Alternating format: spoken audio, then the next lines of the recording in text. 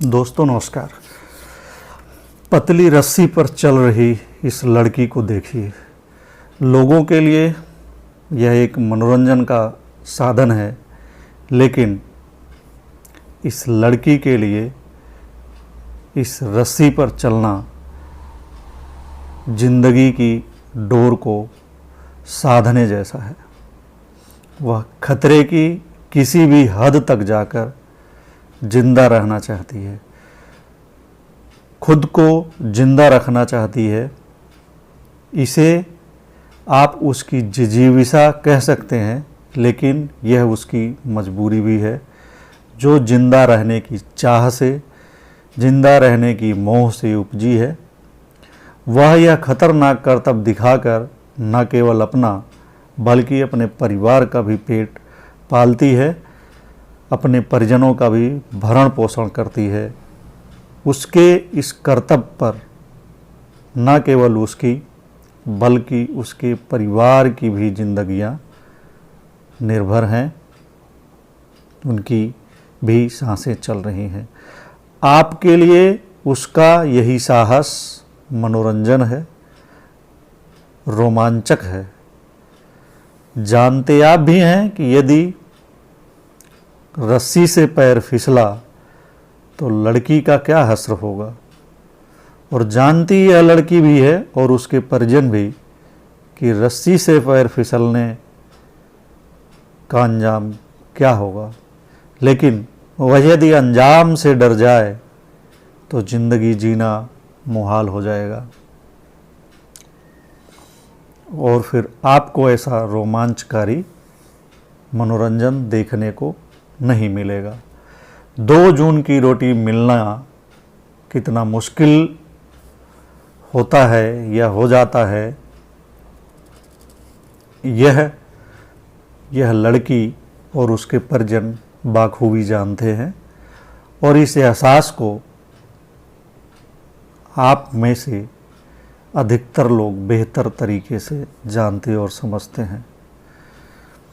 2 जून की रोटी मिलनी मुश्किल हो जाएगी यदि वह यह कर्तव्य न दिखाए, और उसके बाद जो होगा उसे वह तो जानती ही है, जानते आप भी हैं। मुफ्त राशन वितरण के दौर में, राजा की कल्याणकारी योजनाओं के दौर में किसी का इस हद तक जान खतरे में डाल देना आपको चौंकाता नहीं है। नहीं, आपके दिमाग में कोई सवाल उठता है, ना ही आप खुद से कोई सवाल करते हैं, ना कोई तर्क करते हैं, ना कोई सवाल करते हैं। सत्ता से प्रश्न करना और तर्क करना तो आपने सीखा ही नहीं, सीखा भी है तो इस खौफ में खामोश हो जाते हैं कि अंजाम ठीक नहीं होगा। कईयों का परिणाम देखा है, उनका हश्र देखा है, इसलिए खामोशी की मोटी चादर ओढ़कर इस लड़की की तरह पतली रस्सी पर चले जा रहे हैं और जिए जा रहे हैं। वरना 50 रुपये लीटर वाला पेट्रोल 100 रुपये से अधिक रुपए में 1 लीटर खरीद कर बाइक या कार में डलवा कर खामोशी से सड़क पर चले जाना कोई यूं ही नहीं करता। एक बार कल्पना करके देखिए, इस दौर में सड़क पर चलते हुए क्या आपकी हालत इसी लड़की की तरह नहीं है? क्या आप भी इसी लड़की की तरह एक पतली रस्सी पर नहीं चल रहे हैं, और इसी लड़की की तरह अपने अंजाम से खौफ ज़दा नहीं है, भयभीत नहीं है? तमाम तरह के टैक्स वसूलने वाली सत्ता इतना महंगा पेट्रोल डीजल बेचकर भी क्या आपको एक कायदे की सड़क उपलब्ध करा पाती है, जिस पर आप बिना बाधा के चल सके? तमाम गड्ढों के बीच हिचकोले खाते हुए और जाम से जूझते हुए जब आप सफ़र पर होते हैं तो कभी भी हादसे का शिकार हो सकते हैं या हो जाते हैं। इसमें गलती आपकी ही निकाली जाएगी कि आपको वाहन चलाना नहीं आता, आपको वाहन चलाने की कलाकारी नहीं आती और आप यातायात के नियमों का पालन नहीं करते, आप नशा करते हैं, आप शराब पीते हैं, आप गाड़ी चलाते समय मोबाइल चलाते हैं, तमाम तरह की तोहमतों से आपको लाद दिया जाएगा, लेकिन यह नहीं बताया जाएगा कि सड़क में गड्ढे इतने क्यों हैं, सड़क जो बनाई गई है वह वाहन चलाने के अनुकूल क्यों नहीं है, उसकी तकनीक इतनी ख़राब क्यों है, उसकी गुणवत्ता इतनी ख़राब क्यों है, उसमें तमाम तरह के किंतु परंतु अगर मगर और झोल क्यों छोड़ दिए गए हैं। लेकिन उनका क्या, जो धीमी गति से चलते हैं, नियमों का पालन करते हैं और हादसे का शिकार हो जाते हैं। और उनका क्या, जो किसी बस में बैठे होते हैं और वह बस किसी ट्रक से भिड़ती है, फिर कई सवारियों की जान चली जाती है, कई घायल हो जाते हैं, कई विकलांग और अपंग हो जाते हैं। वह सभी सवारियां तो नियमों का पालन कर रही थी, उन्होंने कोई यातायात का उल्लंघन भी नहीं किया।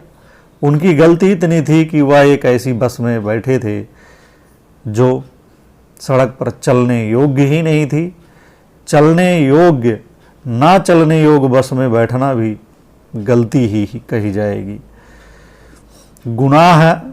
गुनाह है ऐसी बस में बैठना, और गुनाह की सज़ा तो गंभीर ही होती है, मौत भी हो सकती है और हाथ पैर भी टूट सकते हैं या तोड़े जा सकते हैं।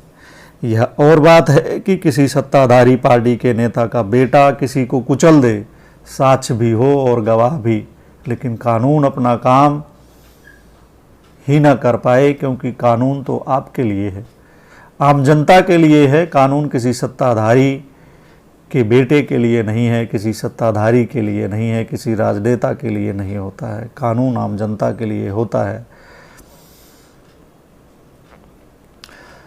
दावा तो लोकतंत्र का किया जाता है, जिसकी परिभाषा जनता का जनता द्वारा जनता के लिए बताई जाती है, लेकिन यह सब किताबी बातें हैं। इस पर अमल कौन करता है, और करे भी तो क्यों, जब वह आपको जनता मानता ही नहीं। सत्ता की जनता अलग होती है, सत्ता की जनता खामोश रहती है, सत्ता की जनता चुप रहती है, वह बोलती नहीं है, वह हंसती नहीं है, वह डोलती भी नहीं है। पता नहीं वह कुछ खाती पीती है कि नहीं है, पता नहीं वह सांस लेती है कि नहीं है, लेकिन वह खामोश रहती है। वह केवल हाँ में हाँ मिलाती है और इस उम्मीद में जिए चली जाती है कि सत्ता की मलाई उसे भी कभी न कभी मिल ही जाएगी। जो बोलेगा, जो डोलेगा, वह इस लड़की की तरह पतली रस्सी पर चलेगा।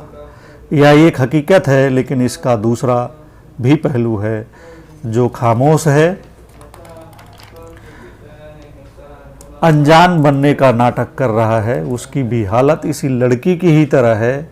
दरअसल वह भी एक पतली रस्सी पर ही चल रहा है, और उस रस्सी पर चलने के अंजाम से अनजान वह भी नहीं है, उस अंजाम से वह भी भली बात परिचित है। वरना क्या कसूर था कानपुर के मनीष गुप्ता का? गोरखपुर घूमने के लिए आए थे, अपने दो दोस्तों के साथ एक होटल में ठहरे थे, लेकिन जिंदा वापस नहीं गए। टूट गई उनकी रस्सी और चली गई उनकी जान, और जिन लोगों ने उनकी रस्सी को तोड़ा वह खुलेआम घूम रहे हैं। उनके खिलाफ सबूत जुटाया जा रहा है। कहा जा रहा है कि जब सबूत जुट जाएगा तब वह पकड़े जाएंगे, लेकिन वह पकड़ भी लिए गए और उन्हें जेल भी भेज दिया गया, तब भी इसकी गारंटी नहीं है कि वह दोषी सिद्ध हो पाएंगे। बहुत उम्मीद है कि साक्ष्य जुटाने वाली एजेंसी यानी पुलिस ही कह दे कि उनके खिलाफ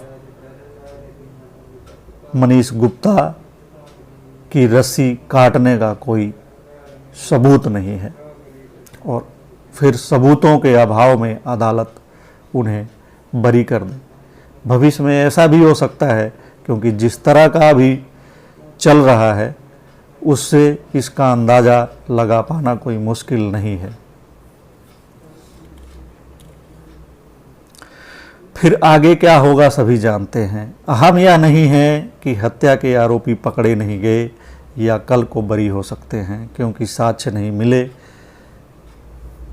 तो ऐसा हो भी सकता है। अहम यह है कि एक 4 साल का बालक अपने पिता का इंतज़ार कर रहा है और उसके पिता कभी नहीं आएंगे। एक महिला का जीवन साथी छीन लिया गया, उसे अकेली और असहाय बना दिया गया। उसके इस गम में हिस्सेदार होने के बजाय उसके सजाती होने का नाटक करने वाले सत्ता की चाटुकारिता कर रहे हैं। उसके आंसुओं की कीमत लगाने वाले को धन्यवाद देने के लिए पोस्टर और होर्डिंग लगा रहे हैं। यह कैसी संवेदना है। किसी की जिंदगी, किसी की खुशी को गम में बदलने वाली घटना पर आप इस तरह धन्यवादी हो जाएंगे और इस तरह भोला प्रदर्शन करेंगे कि आप इंसान कहलाने के लायक भी नहीं रह जाते हैं। इसको आप क्या कहेंगे। फिर आप भी तो रस्सी पर चलने वाली लड़की के दर्शक जैसे ही हो जाते हैं। खेल भी देखते हैं और जेब से पैसे भी नहीं निकालते हैं। खेल देखते समय आपको देरी नहीं हो रही होती है और जब पैसा देने की बारी आती है तो आपको देरी होने लगती है। आपके पास समय नहीं होता है। वाकई कहाँ समय है किसी के पास। हर कोई तो व्यस्त है किसी न किसी खेल में, किसी पतली रस्सी पर चलकर जिंदगी की डोर को इस पार से उस पार लगाने में हर कोई लगा हुआ है। भ्रम और धोखे के इस खेल में हर कोई व्यस्त है।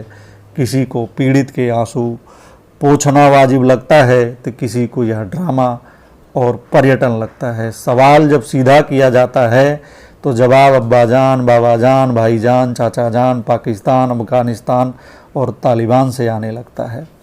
नए शब्द, नई परिभाषा के खोल में अपनी चादर को मैली होने से बचाने का भ्रम रचा जाता है। जनता को पतली रस्सी पर चलकर खतरा उठाने का मनोरंजन एहसास कराया जाता है। अब इन्हें ही देखिए, एक पैर नहीं है मगर साइकिल चला रहे हैं। बताया जा रहा है कि किसी फैक्ट्री में काम करने जा रहे हैं। यह जनाब भी तो रस्सी पर ही चल रहे हैं। इनका लाठी के सहारे साइकिल चलाना आपके लिए साहसिक और रोमांचकारी मनोरंजन हो सकता है, लेकिन इनके लिए तो यह जीवन मरण का सवाल है। मरता क्या न करता वाली बात है। कितने दानवीर आए दिन ट्राईसाइकिल बांटते रहते हैं। हो सकता है कि इन्हें भी किसी दानवीर ने कोई ट्राईसाइकिल दी हो, लेकिन 100 रुपये लीटर वाला पेट्रोल भरा सकने की इनकी औकात ना हो और ट्राईसाइकिल किसी कोने में खड़ी हो और कबाड़ में तब्दील हो रही हो। कहाँ से डलवाएं 100 रुपये लीटर वाला तेल, क्योंकि फैक्ट्री में वेतन भी तो इतना नहीं मिलता होगा कि वो महंगा पेट्रोल खरीद सकें।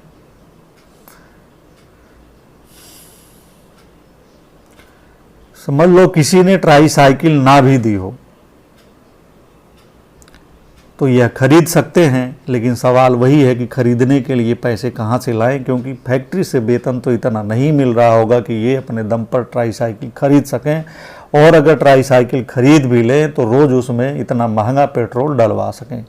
पहले कमाई तो इतनी हो कि दो जून की रोटी मिल सके। जब वेतन केवल जीने भर के लायक ही मिल रहा हो तो ट्राईसाइकिल कहाँ से खरीदी जाए।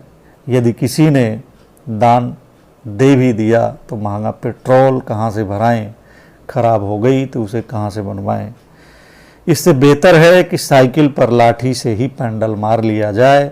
जनता का रोमांचक मनोरंजन हो जाएगा और इनकी ज़िंदगी कुछ दिन कट जाएगी। जी हाँ, कुछ दिन,